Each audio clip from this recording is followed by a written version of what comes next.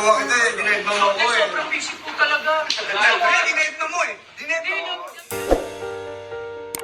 Viral at usap-usapan sa social media ang pagkikita ng content creator at business owner na si Boss Toyo at Batang Quiapo star at direktor na si Coco Martin.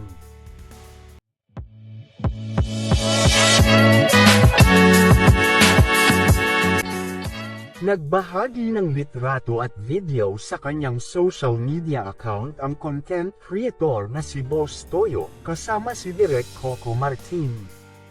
Makikita at maririnig sa video na sinabi ni Direk Coco Martin na kinukuha raw niya si Boss Toyo pero dinedma raw siya nito.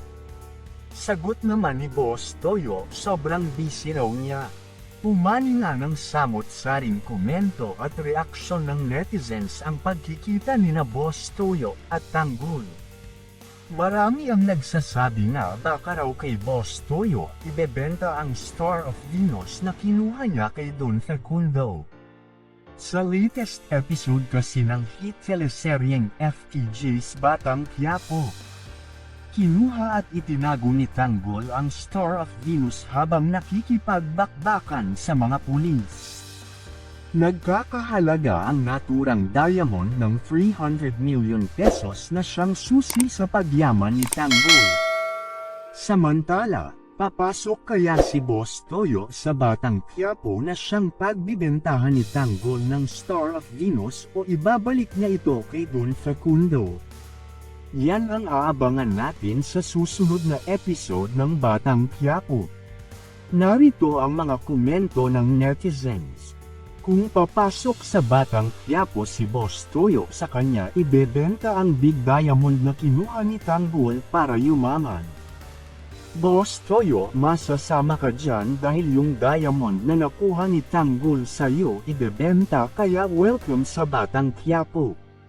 Boss Toyo, pwede sa episode ng Batang Quiapo sa'yo ibenta ni Tanggol ang malaking diamond na nawawala.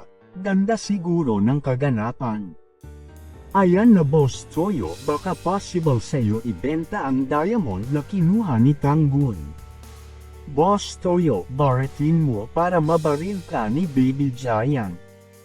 Tanggol, kay Boss Toyo mo ipagbili ang ninakaw mo na diamond kay Don Facundo.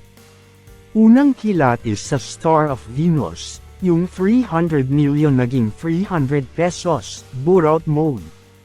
Sa'yo na ibebenta ang Star of Venus, Boss Toyo, abangan kita sa Batang Quiapo. Boss Toyo, baka sa'yo ibebenta yung diamond kaso baka bulungan ka na naman ni Mrs. Yung 300 million, magiging 3 million offer mo, boss. Na, mali yan Tanggol, bakit kay Boss Toyo mo ibenta ang Star of Venus, buraot yan.